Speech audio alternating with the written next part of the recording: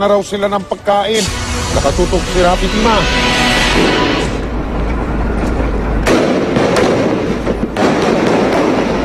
Nauwi sa umatigabong barilan ang sonic clearing operations ng tropa ng gobyerno laban sa mga miyembro ng grupong Maute kaninang hapon. Kuha ito sa barangay Bangon sa Marawi City na dati raw pinagkutaan ng mga terorista.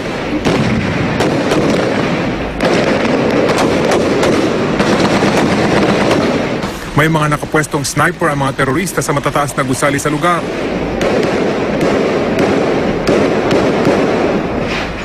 Pero hindi umubra mga terorista sa tropa ng gobyerno, kaya tuloy na itong nabawi.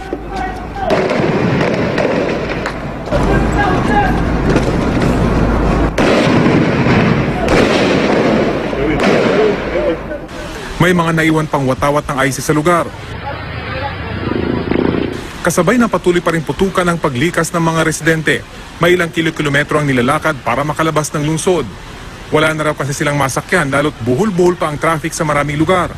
Bit-bit nila ang mga gamit na naisalba sa kanilang paglikas. Ang 5 dayawang ito na lumikas din sa tabi ng kalsada na muna nagpahinga. Pababa raw sila ng Iligan City at doon na rin gugunitain ang Ramadan na nagsimula ngayong araw. Pero may ilan pa rin hindi pa rin nakakaalis ng Marawi. Bukod sa kulang sa supply ng pagkain, problema rin nila ang lugar na pansamantalang paglalagian. Yung limitado pong espasyo ng mga evacuees po kasi talagang maliit lang po yung lugar na amin pong kinaroroonan. At saka yung mga bata po nagsimula ng nagpakita ng mga karamdaman, kailangan ng gamot. Lalo namang humigpit ang pagbabantay sa mga checkpoint palabas at papasok ng Marawi. Isa-isang kinakapkapan ng mga pasahero ng mga sasakyan, maging ang mga bata. Ang grupong ito, mga estudyante nakalikas matapos maipit sa Mindanao State University. Salamat sa pag-save sa amo. Dahil marami ang naiipit sa umaabot sa 10 oras na traffic, may mga residenteng magandang loob na magbigay ng pagkain sa mga nagsisilikas galing Marawi. Gaya ng magpipinsang ito, nanimigay ng libreng pagkain sa mga stranded na evacuee. Nagambag-ambag daw sila para makabili ng pagkain at tubig. Sa MSU Iligan Campus, may nakasetup ding help desk para sa umaasikaso sa mga nagsilikas. May libreng pagkain din. Meron ding booth kung saan may libreng tawag para sa mga evacuee. Ang mga donasyon ito naman na hygiene kit, ipapamahagi raw sa mga apektado ng kaguluhan sa Marawi. Nagpadala na rin ng truck-truck na pagkain at gamit ang mga sundalo mula sa Buanga City sa Marawi. Kasama na rin dito ang ready-to-eat meals para sa mga sundalo, mga bala at iba pang gamit na kailangan sa kanilang operasyon. Rafi Tima nakatutok, 24 oras. Nagsagawa po ng clearing operation ng militar sa ilang gusaling kinubkob ng Maute Group at live mula sa Marawi City, nakatutok si Emil Sumangit. Emil? Pia, nagsimula ng pasukin at halugugin ng tropa ng pamahalaan ang ilang establishmento rito sa Marawi na kinubkob ng Maute Group. Pinahintulutan kami ng PNP Special Action Force na madokumento ang isinagawa nilang clearing operation ngayong hapon sa bahaging ito ng city proper ng Marawi. Ang lugar na ito na kinatatayuan ng iba't ibang uri ng negosyo ang una raw kinubkob at kinontrol ng Maute Group. Sa bayan kung pasukin ng mga pulis ang kanilang mga punteriya, pili ang mga target. Hindi naging hadlang ang malakas na ulan. Giniba ng battering ram ang mga entrada. Hinalughog ang looban ng bawat establishmento. Ang lugar na ito na dating sentro ng komersyo, ghost town ngayon. Nagkalat ang mga basyo ng bala, tad-tad ng tama ng bala mga pader ng bahay at gusali. 4 na araw hindi inalis na inaamoy namin yung mga patay dyan sa Malaplaton. Inaasahang itutuloy pa sa mga susunod na araw ang mga operasyong gaya nito para matiyak na cleared na mula sa anumang klaseng panganib ang city proper. Inaantabayan na natin ngayon mula sa AFP at PNP ang press statement hinggil sa ano ang naging resulta ng clearing operation sa mga lugar na dating kontrolado ng Maute. Pia. Alright, ingat kayo dyan at maraming salamat sa iyo, Emil Sumangit. Unahin po natin sitwasyon sa Ground Zero. 15 ang hawak na bihag ng mga teroristang Maute. Ayon pa sa AFP, may mga kasamang dayuhang terorista at saksi si June Veneracion.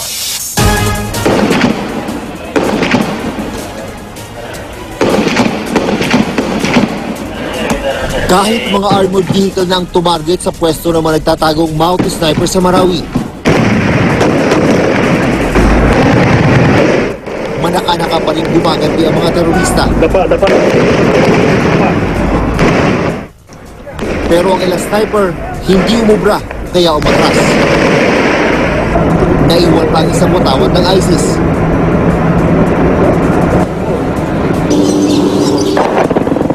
Tuloy rin ang airstrike ng mga helicopter ng Philippine Air Force. Habang nagkakaputukan, nagmamadali at takot na lumabas ang mga residenteng 3 araw nang naiibit sa labanan. May mga bata, matanda, at isang naka-wheelchair na na-stroke. Doon lang kami sa loob eh. Natatakot lang kami. Mahirap. Naiyak nga ako kagabi. Kagabi, sa umaga, kapon, sa umaga, strike. Sa kapon naman, sa ground, tapos sa gabi. Di ko alam kung anong yun. Sana po ay peace na ang lahat. Dahil mapihirap ang maging ganito. Apela ng militar sa mga sibilyan, umalis sa mga lugar na merong operasyon. Dahan-dahan ka lang dito, dahan-dahan ka lang. Pakibukas na mo sa likod, pakibukas. Buksan mo yung likod mo. Ang kukulit nyo kasi, pinapanikas na kayo, ayun yung lumikas. 15 na ang hawak na bihag ng Mountie Group, ayon kay ARN Governor Muji Pataman. Tinitiyak namin sa inyo sa abot ng aming makakaya, titiyakin naming masave ang lahat ng mga inosenteng kababayan natin, maging na hostage o kailangang i-rescue. Sa mga lugar na nilisan nila, na-recover ng militar ang ilang gamit kabilang ang mga bag na may tatak ISIS at mga damit na may dugo.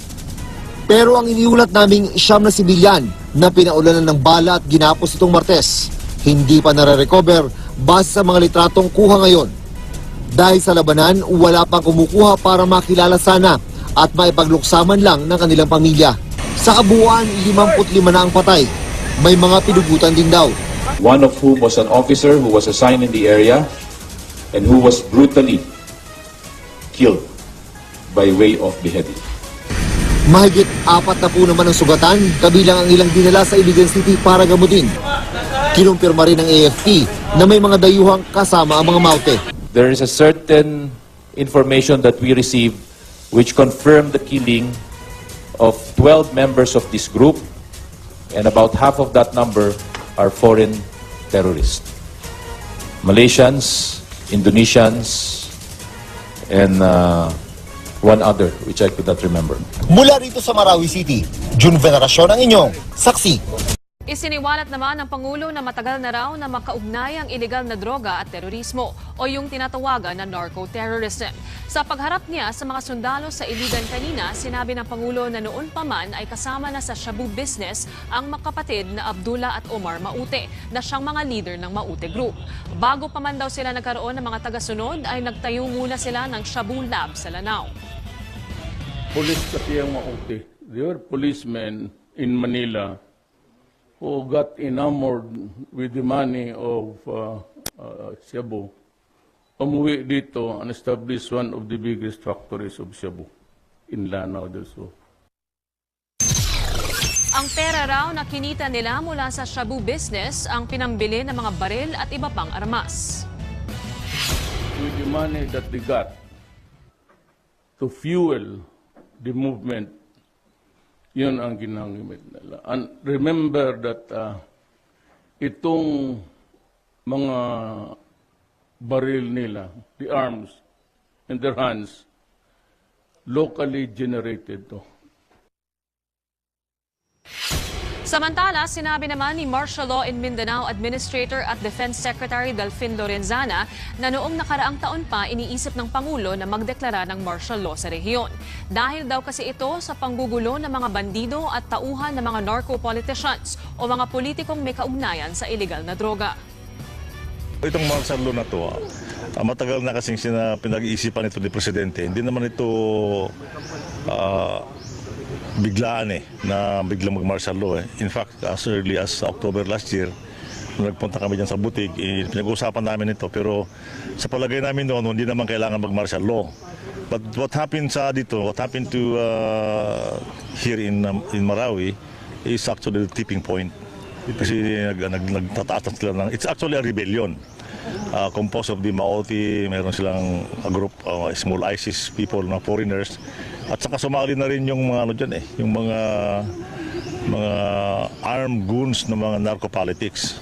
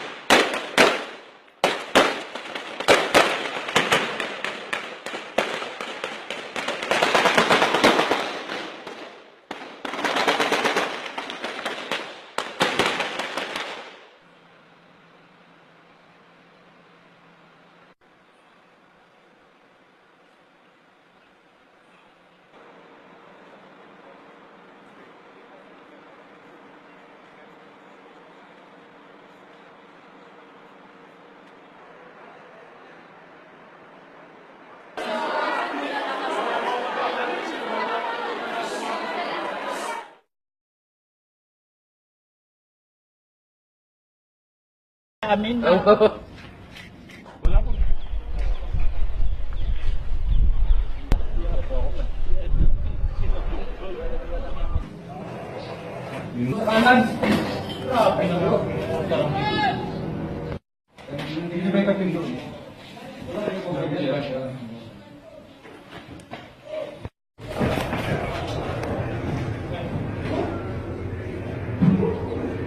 tao nakahubad nga. Yung kan na yun? O yun. Armado? May tao, gumalaw. Tignan nyo muna kung at saka hindi mag-uubot ang sibilyan ngayon dyan. Saan ba na yan? Yun sa taas, yun. Wala, tumatago na, nagtago na.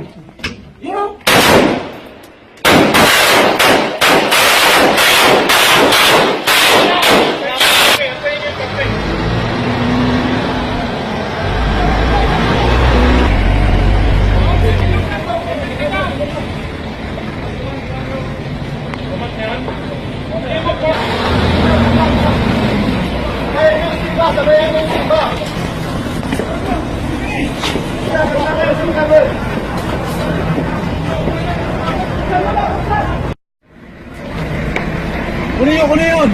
Lakay! Kunin nyo!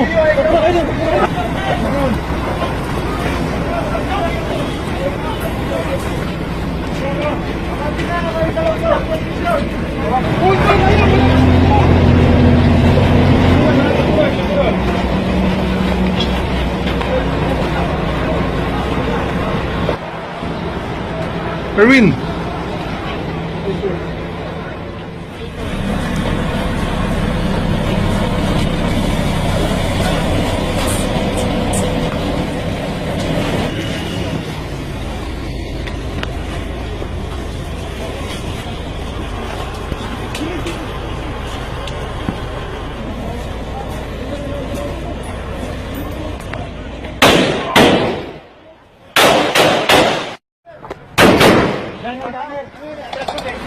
Tahu.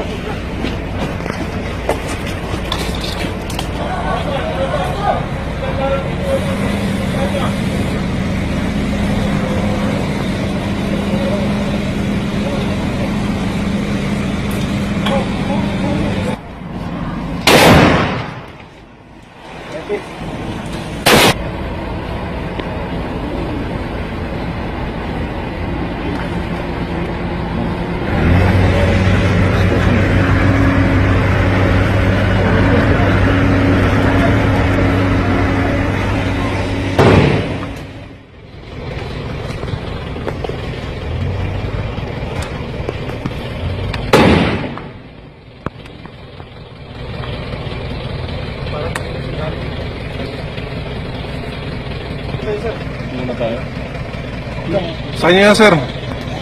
Tsaka sir, sabihin mo, Sting, may extrang lakas. Ganun ba? Yan. Ting, may extra lakas. Welcome to a special edition of the Newsroom. We're still closely watching Marawi City following the declaration of martial law in Mindanao. 4 days after clashes broke out between Maute militants and government forces, the AFP confirms foreign terrorists are aiding the Maute group. Muslims observe the start of the holy month of Ramadan, and we give you a glimpse at the beauty of Marawi that was once a tranquil sanctuary for many.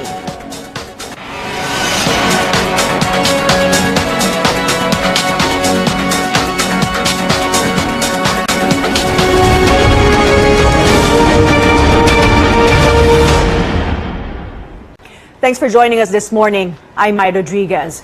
Government troops continue to intensify clearing operations against the Maute group in Marawi City 4 days after President Rodrigo Duterte declared martial law in Mindanao. Hundreds of residents have evacuated and are staying at the Mindanao State University, located almost 40 kilometers away from Ground Zero. Our George Cahiles reports Marines have been deployed to the area. We will have George Cahiles to report to us on that in a little while. President Duterte comes closer to Ground Zero as he rallies behind soldiers who are trying to flush out terrorists in Marawi City. The president spent his Friday in Iligan City, where hundreds of residents are seeking refuge. He reiterates he will go hard on those sowing terror in the country. Here is the president in his own words. So you can say that the ISIS is here already. The fact that they were flying the flags, although masabi natin yung iba, damay na lang, maybe disgruntled followers of a politician o yung may galit sa gobyerno. So yan ang problema natin. And you're going to fight. I have to fight every day until this conflict is resolved. I could only pray for you, pray for my policemen that there will be deliverance from harm. We now speak with AFP spokesman Restituto Padilla for more updates in Marawi. Good morning, Brigadier General Restituto Padilla. Thank you for joining us. Good morning, Mai, and thank you for having us. Sir, are we seeing more or less skirmishes or firefights in Marawi City today? Well, Mai, hopefully as we get into the interiors of Marawi and secure the areas that have been held up by many of these terrorists previously, we hope to have less of this. You know, the start of the holy month of Ramadan for our Muslim brethren is very important. And we are seeking to secure Marawi at the soonest time possible in order to make way for the return of our residents into the city. And we can only do this if we have the full cooperation of the public, particularly the residents of Marawi and all the local officials as well as the other agencies that are working and helping to make this happen. Sir, can you confirm if telco signals have been shut down to prevent the Maute group from communicating with each other? He mentioned there are attempts to sow more disinformation. These are measures that we have to take, hard as it is, on everybody to ensure that this disinformation is put to an end. Sir, how many more militants are you pursuing in Marawi City? Do you have a number, sir? I don't have the exact figures of the moment, and this matter is something that we are working on. But rest assured that they are getting lesser by the day, and we are moving towards accomplishing our mission of securing every part of the city. This is our commitment to the people of Marawi, and as I mentioned, we need your full cooperation as well as the full cooperation of everyone else who desires to bring back the peace that Marawi was enjoying for a long time. Any update on the casualties or the injuries in the area as you try to flush out the militants, sir? The latest figure I have is still as of midnight the other day. They have not received the updates of last night, but from that figure that we mentioned, the number of casualties remain 31 on the side of the enemy. We have 11 on the part of the AFP and 2 from the police, and 39 wounded, many of whom are not life-threatening. Sir, can you give us an update on, you said yesterday foreign militants are helping the Maute group in Marawi City. Do you have a confirmation on their identities? You said 6 of them are foreign nationals. How did you confirm their nationality, sir? So we qualified yesterday. We were able to get hold of information that showed about a number of those who were killed from the 31 figure I gave you having been named. And among the names that came out, it seems that 5 or 6 of them are foreigners. This is an information that remains unconfirmed up to the moment, and we are taking measures to validate this. Until such time, we can...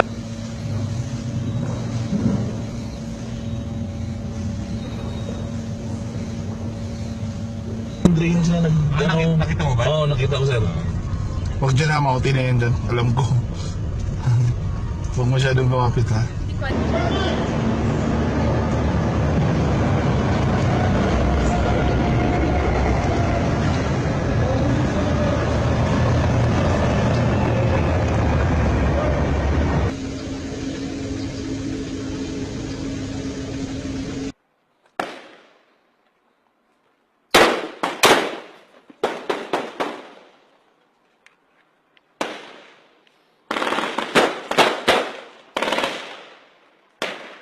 Not categorically say if they were there. However, we have proof based on previous military operations that there have been foreigners involved, helping and teaching skills in radicalism and extremism in the accomplishments that we have had previously. Sir, do you have any update on the hostages, civilians supposedly being held by the militants? We don't have clear figures as to how many are still being held. We did get line of information that some of them have been released, and we're seeking to validate that while we go into the interiors. For those who may have information regarding this, we highly encourage them to please reach out to our people on the ground in the area of Marawi so that we can validate this as soon as possible and have a clearer picture of the number of hostages still in the hands of these terrorists. So would you confirm with certainty, sir, that there are indeed hostages? Because ARMM Governor Mujib Hataman yesterday said they have 15 that they have identified or in their list. They have a list of 15 civilians supposedly with the militants. We have no confirmation from our end. Our concentration has been on military operations to clear the city, and hence we have not been able to verify number of hostages in the hands of the terrorists.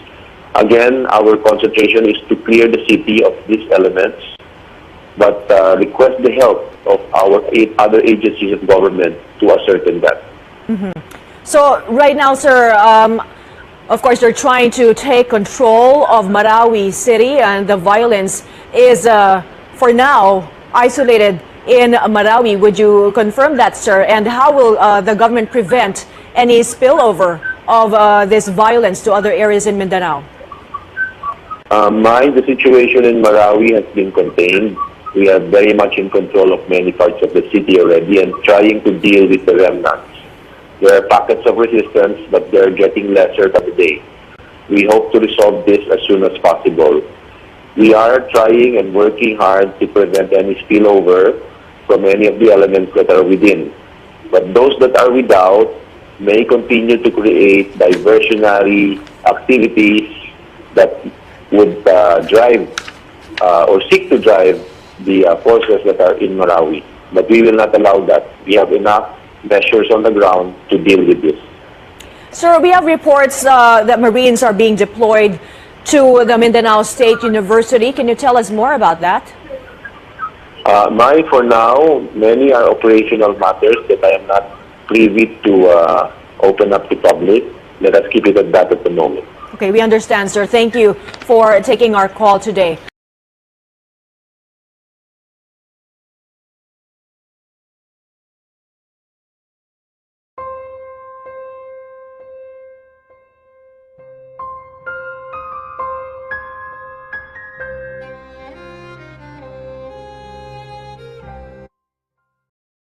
Isiniwalat naman ng Pangulo na matagal na raw na makaugnay ang iligal na droga at terorismo o yung tinatawagan na narco-terrorism. Sa pagharap niya sa mga sundalo sa Iligan kanina, sinabi ng Pangulo na noon pa man ay kasama na sa shabu business ang magkapatid na Abdullah at Omar Maute na siyang mga leader ng Maute Group. Bago pa man daw sila nagkaroon ng mga tagasunod ay nagtayo muna sila ng shabu lab sa Lanao. Police kasi ang Maute. They were policemen in Manila who got enamored with the money of Cebu, umuwi dito and established one of the biggest factories of Cebu in Lanao. Ang pera raw na kinita nila mula sa shabu business ang pinambili ng mga baril at iba pang armas. With the money that they got to fuel the movement, yun ang ginamit nila. And remember that itong mga baril nila, the arms in their hands, locally generated to. Samantala, sinabi naman ni Martial Law in Mindanao Administrator at Defense Secretary Delfin Lorenzana na noong nakaraang taon pa iniisip ng Pangulo na magdeklara ng martial law sa rehiyon. Dahil daw kasi ito sa panggugulo ng mga bandido at tauhan ng mga narco-politicians o mga politikong may kaugnayan sa iligal na droga. Itong martial law na to, matagal na kasing pinag-iisipan ito ni Presidente. Hindi naman ito biglaan na biglang mag-martial law. In fact, as early as October last year, nung nagpunta kami dyan sa butik, pinag-uusapan namin ito. Pero sa palagay namin noon, hindi naman kailangan mag-martial law. But what happened to here in Marawi is actually the tipping point. Kasi nagtataas na sila ng, it's actually a rebellion. Composed of the Maute, meron silang a group, small ISIS people, mga foreigners. At saka sumali na rin yung mga yung mga armed goons ng mga narco-politics. Nasa hanggang 20% na lang daw ng Marawi ang hawak ng Maute Group ayon sa alkalde ng lungsod. Hindi raw madalian ang pag-atake sa mga bandido dahil palipat-lipat daw sila ng lugar. Umaaksyon si KM Son. Sunod-sunod na simbatak ng militar ang lumusob sa Amay Pakpak Medical Center kanina. Ito ang ospital na pinasok ng Maute Group noong Martes. Pinaistambay lang kami dito, ma'am. Baka mayroon na naman, ma'am, magpasok dito, ma'am. Hindi na pinapasok ang News 5 sa loob ng ospital, pero kapansin-pansin na walang tao sa paligid. Maingat naman ang bawat kilos ng mga sundalo. Dito kasi na parte, ma'am, mayroon mga sniper, ma'am, na nakatambay dyan. Mayroon pa baka mahagip kayo dyan, delikado, ma'am. Pero maya-maya, binasag na ang katahimikan ng sunod-sunod na putok ng baril. Kasama namin ngayon yung tropa ng militar. Meron kaming papasukin ngayon na isang lugar dito sa may Marawi City. Wala na halos tao at nakaporma yung military at ongoing yung clearing operation na ginagawa. Dahil accordingly, nakapwesto yung sniper ng mga kalaban dito sa lugar. Pinapuputukan din ng mga sundalo ang mga matataas na establishmento dahil sa banta ng sniper. Habang tinatarget ng simbatang kang iba pang posibleng pinagtataguan ng mga kalaban. Sa paghupa ng putukan, dinatna namin ang shahada flag na ito na posibleng naiwan ng mga bandido. Pero hindi na kami pinasama ng militar sa patuloy na pag-usad. Bumabiyahe na kami palayo sa lugar pero pinigilan naman kami ng mga nakaharang na sundalo sa kalsada. 500 metro na lang daw ang layo sa aming pwesto ng mga bandido. Sa huling tala ng militar, 31 kalaban na ang napatay sa bakbakan. Lalo't ang leader ng Maute na si Estelon Hapilon ang itinuturing na emir o leader sa buong Southeast Asia. Wala naman daw dapat ikatakot ang publiko sa kabila ng patuloy na opensiba ng militar sa Marawi. We are not bombing your city. We are taking every precaution to avoid collateral damage, damage to private property, which you have heavily invested on your whole lives, as well as the loss of innocent lives. Ayon naman sa alkalde ng Marawi City, nasa 10 hanggang 20% lamang ng Marawi ang inukupa ng Mauti Group. Lumalala lang daw ang sitwasyon dahil palipat-lipat ng lugar ang mga ito, kaya't maraming residente ang nadadamay. Kasabay nito, nanawagan ng alkalde sa mga residente na lumikas na sa kanilang mga tahanan. Mula Marawi City, umaaksyon. Kay Imson, News 5. Narito pa rin po tayo sa Marawi at patuloy ang opensiba ng mga tropa ng pamahalaan laban sa Maute Group. Kanina nagsagawa ng airstrike ang mga sundalo at bukod dyan, napag-alaman din natin mula sa isang opisyal ng pulisya na ginagamit ng Maute Group ang mga batang may edad 10 hanggang 16 laban sa mga tropa upang mang-ambush. Narito po ang aking report.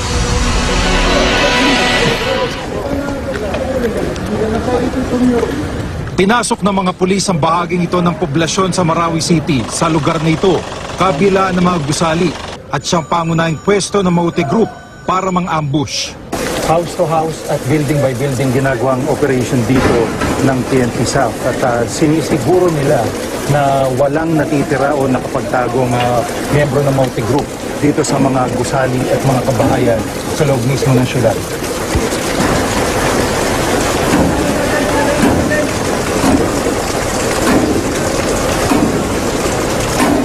Ayon sa isa sa mga pulis sa bahagi ng raiding team na tumangging humarap sa kamera, mga batang miyembro ng Maute ang pumupwesto para mang-ambush. Kabataan lang ang pumusto dyan. Mga 10 years old hanggang 16. 10 to 16 years old? 16. Kita mo, di ka makapaniwala na 10 years old may dala-dalang BBM-16. Maingat ang mga pulis lalo't posibleng nagtanim ng IED o pampasabog ang Maute. Naiwan pa ng mga terorista ang isa sa mga motor na ginamit nila sa pagpasok sa syudad. Sa iba pang bahagi ng lungsod, maya't mayari ng airstrike ng militar. Target ang mga mani pinagtatago ng Maute Group sa sentro ng Marawi. Dahil sa airstrike, nasunog ang ilang lugar. Sa barangay Bango naman, sinundan ng GMA News ang clearing operation ng militar sa likod ng isang tangke. Sir, dito kayo sa kabila. May kalaban dyan. May kalaban dyan.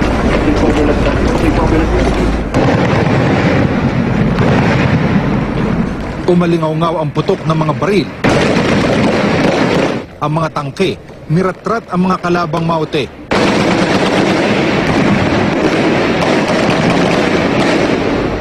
Nang may mamata ang mga sniper ng Maute Group.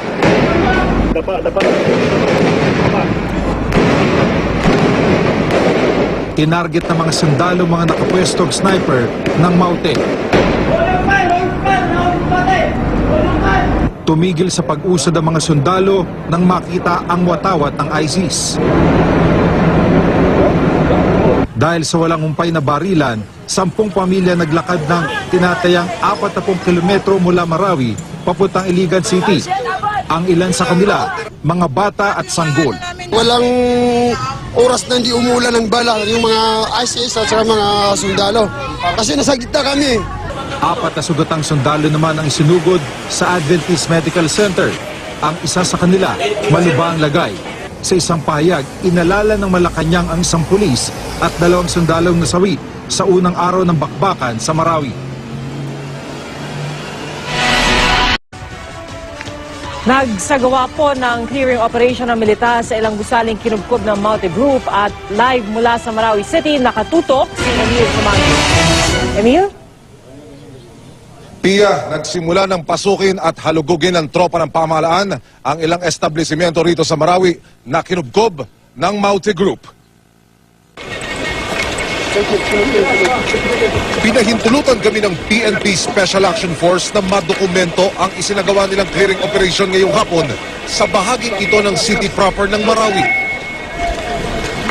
Ang lugar na ito na kinatatayuan ng iba't ibang uri ng negosyo ang una raw kinubkob at kinontrol ng Maute Group. Sa bayan kung pasukin ng mga pulis ang kanilang mga puntirya, pili ang mga target. Hindi naging hadlang ang malakas na ulan. Giniba ng battering ram ang mga entrada. Hinalugkog ang looban ng bawat establishmento. Ang lugar na ito na dating sentro ng komersyo, ghost town ngayon. Nagkalat ang mga basyo ng bala, tadtad ng tama ng bala mga pader ng bahay at gusali. 4 na araw hindi inalis na inaamoy namin yung mga patay dyan sa malatlat. Inaasahang itutuloy pa sa mga susunod na araw ang mga operasyong gaya nito para matiyak na cleared na mula sa anumang klaseng panganib ang city proper. Inaantabayan na natin ngayon mula sa AFP at PNP ang press statement hinggil sa ano ang nagresulta ng clearing operation sa mga lugar na dating kontrolado ng Maute. Pia. Alright, ingat kayo dyan at maraming salamat sa iyo, Emil Sumangi.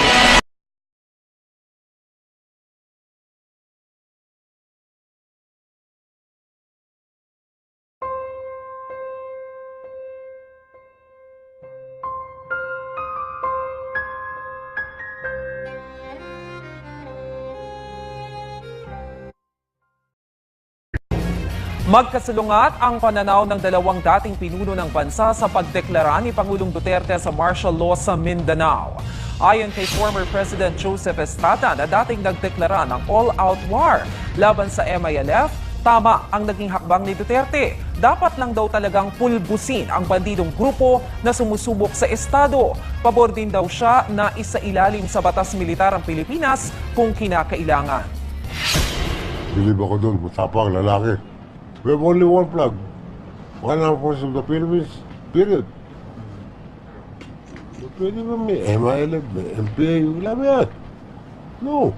Siya lang bandera natin. Siya lang konstitusyon natin. Sino magpapatapos yan? Di ba yung Pangulo? Di naman pabor si dating Pangulong Fidel V. Ramos sa martial law sa Mindanao. Ayon sa dating tagapagpatupad ng martial law ni Marcos, dapat daw na nilimitahan lang sa Lanao del Sur at karatig na lalawigan ang batas militar. Kontra rin sa FVR na isailalim ang Visayas at Luzon sa martial law. Nangangamba din siya na baka bumagsak ang ekonomiya ng bansa pag tumagal ang martial law. Let us not talk about spreading it to the Visayas and to the rest of the Philippines. Let's talk about confining it to this part of Mindanao and then make that area smaller and smaller until martial law is not necessary anymore. And let us not wait for 60 days to happen. Let's do it quickly. The sooner the better. Kinwestiyon din ni Vice President Leni Robredo ang martial law declaration sa Mindanao. Bakit pa raw kailangan ipatupad ito kung nasa state of lawlessness ang buong bansa matapos ang pagsabog sa Davao City noong Setyembre?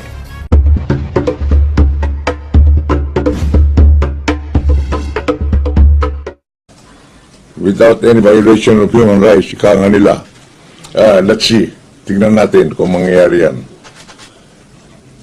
Dahil sa wala pang martial law katakot-takot na ang human rights violations.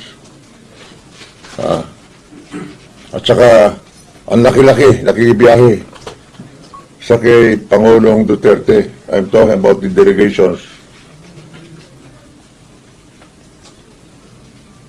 Ang balita ko, I hope somebody will deny this. Pati yung Chief PNP at saka yung Police General in charge of the Autonomous Region for Muslim Mindanao, to which Lanao del Sur belongs, and the heartland of Mindanao belongs. What on the delegation going to Russia? Ganyan ba tayo? I will give you, all of you who are here, one book. This one. You can have it. And then to some, and this will be one per agency only, because we do not have enough. Another volume. Volume 9, our latest. This was 7 years ago, after President Cory Aquino died. And it describes her behavior during 9 coup attempts against her government. And she did not panic. She did not declare any martial law. There were some edicts on emergency situation. Excuse me. But she moved around to encourage our people everywhere not to panic.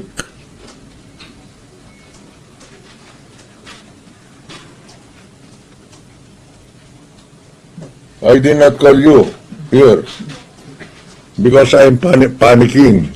No. None of our people in this foundation are panicking about anything except that prices are going up.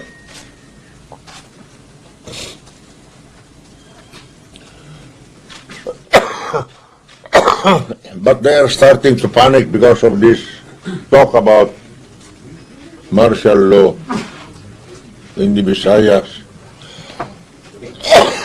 Excuse me. And maybe nationwide. Okay, guys. Okay. You prepare one signed copy of this. One per each person who is here. Thank you. The doctor's orders for me. It's not water, but red wine. 60 grams every day. Good for your blood pressure. Good for your stability. And good for your straight thinking. Okay. Any questions? But please, ilakas ninyo. Taas yung kamay nyo. Magpakita kayo kasi bulag na yun sa mata ko. Pero buo pa rin ang utak ko. Okay. No more questions? Thank you very much.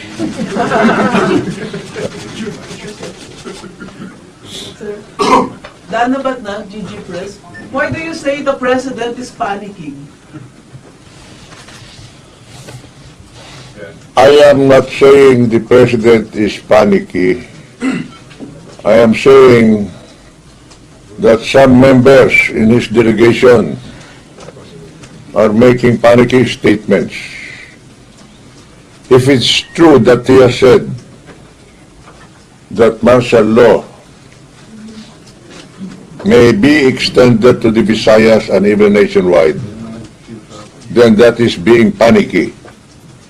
But I read that in the newspapers, and I am waiting for the spokesman to verify or deny that statement. Sir, Hannah po from SMNI. Sir, mali po ba yung desisyon ni President Duterte na mag-declare ng martial law? Sir, mali po ba yung desisyon ni President Duterte na mag-declare ng martial law sa Mindanao dahil sa nangyari sa Marawi? Hindi ko sinasabing nagkamali siya. It is probably the correct solution, but for a limited part of Mindanao. Do you know that Mindanao, during the time when we had been enjoying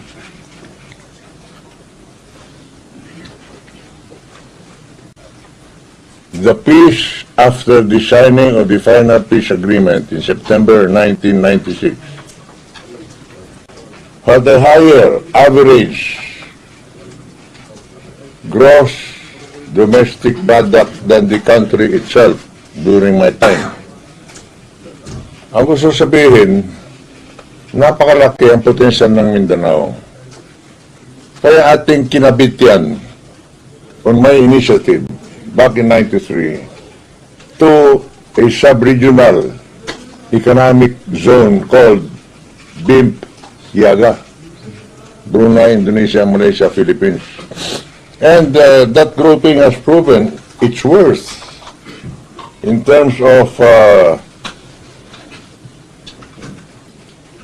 economic productivity, and that should also be a part of our solution to solving poverty in Mindanao. That is really what I'm concerned about, is martial law all over Mindanao, and it's more than 28 million people.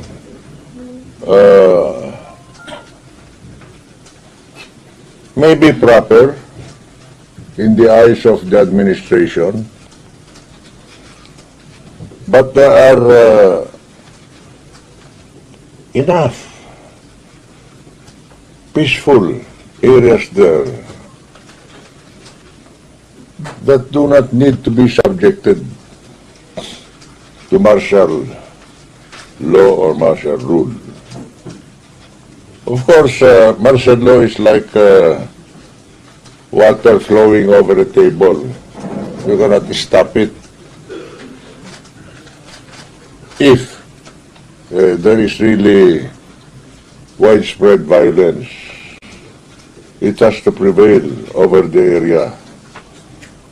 But in this case, we have seen how efficient our armed forces has been. Like the elimination of the Abu Sayyaf Maute group in Bohol only last month.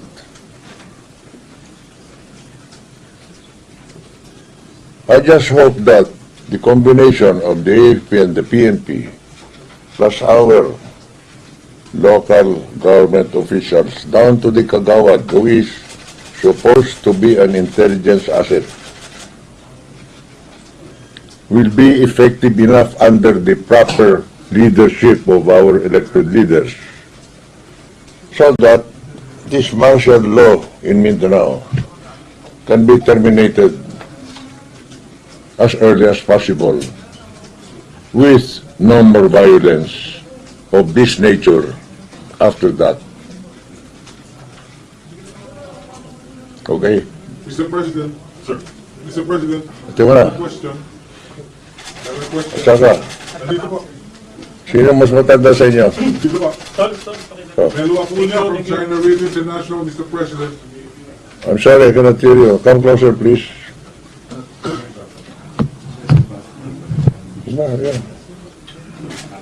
Yeah. Sigaw mo na lang, Melo. Hindi ka na rito.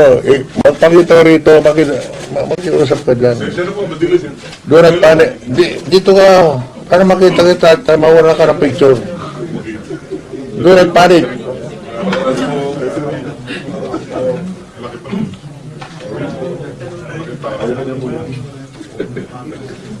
Mr. President. Pakilala ko ito. Opo. Melo Acuña po. From China Radio International. What would be the impact of the Si Mero ka na? Opo. You better go to the barbershop.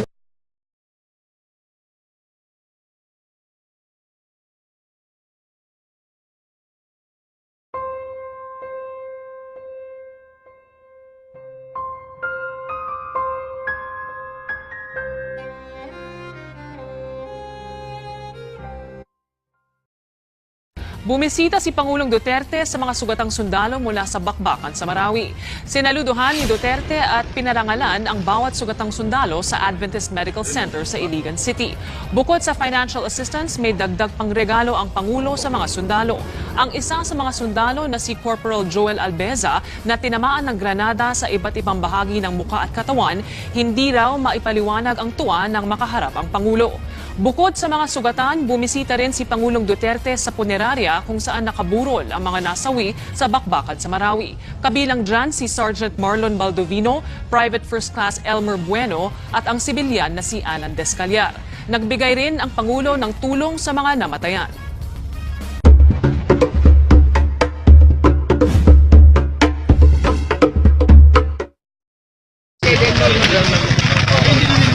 Hindi namin nakita.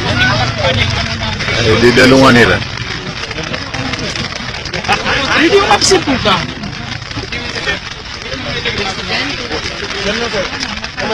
Hello! Nandun siya! Hello! Assalamualaikum! Nandito ba? Presidente! Pinsan ko man.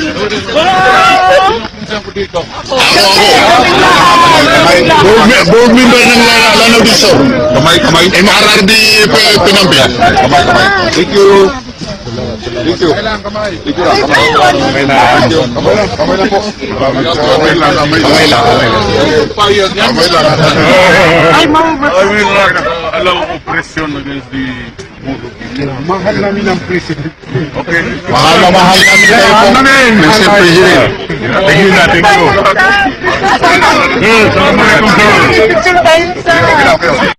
And contain the firefight between combatants, that would be the best solution. But I am here to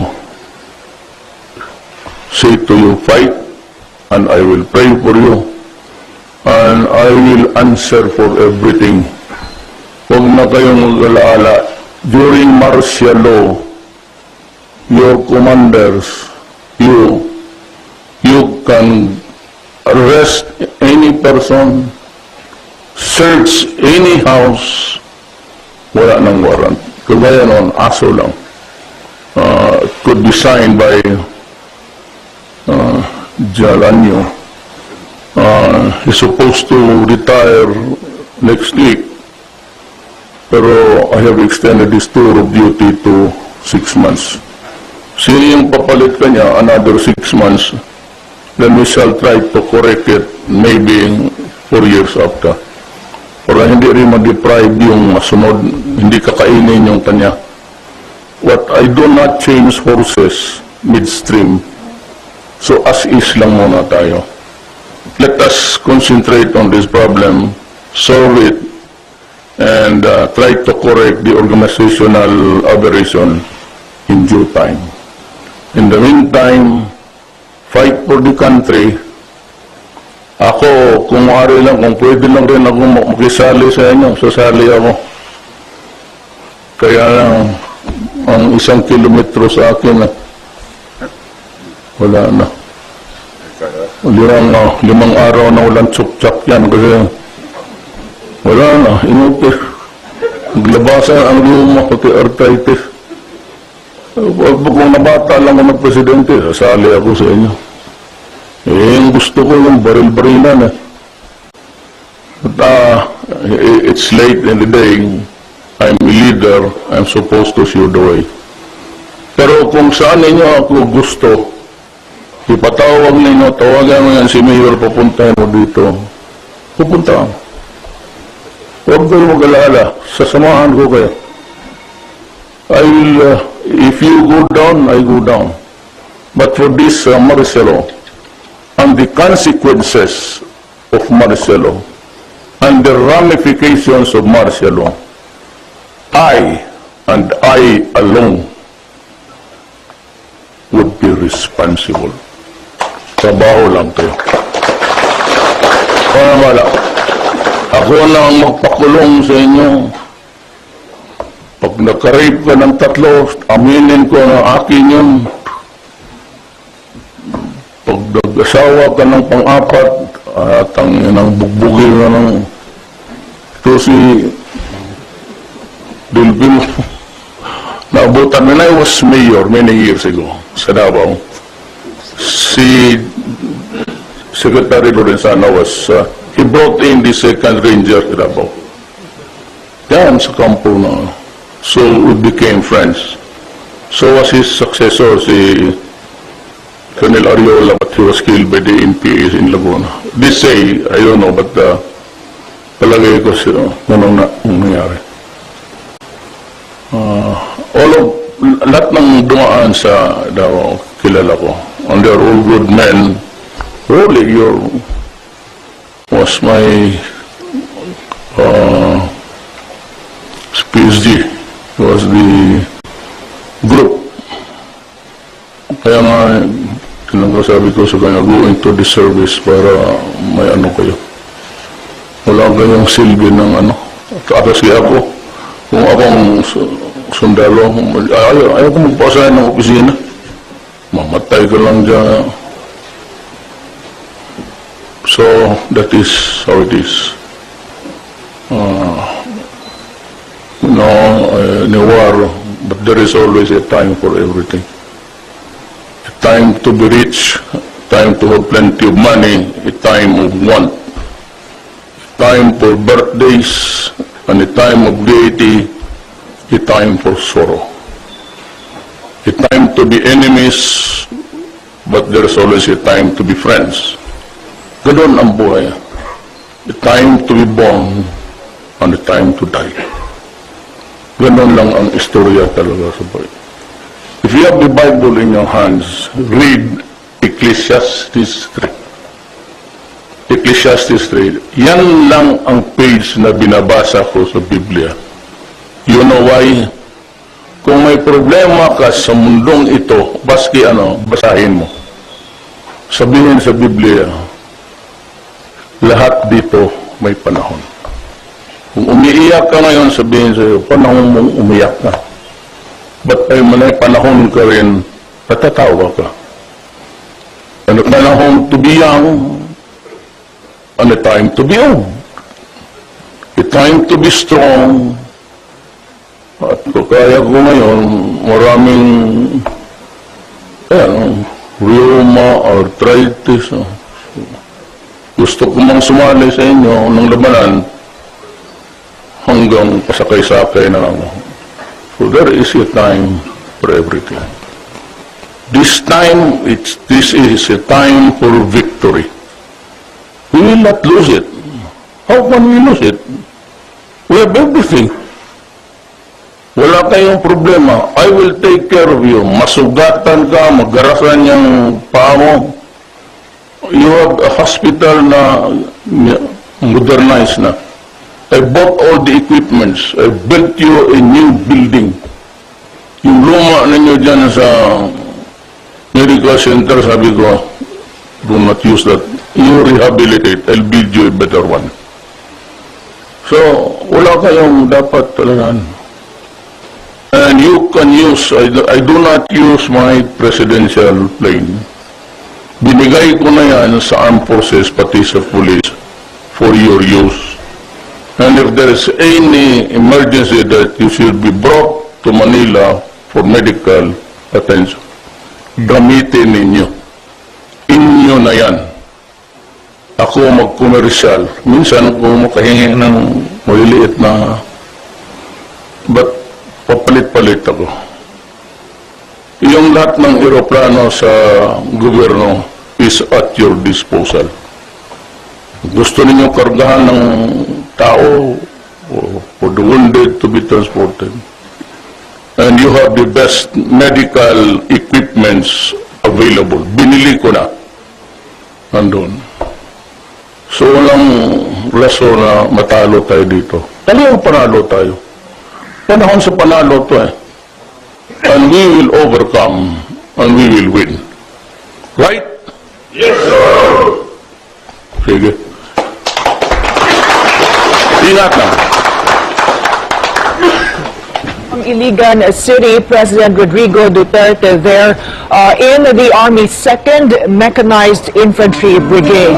Iligan is where thousands of Marawi residents are seeking refuge after clashes between Maute militants and government forces broke out last Tuesday. The president calls ISIS and local terrorists a formidable enemy, and he describes the problem as a festering wound and explains why he was forced to declare martial law in Mindanao.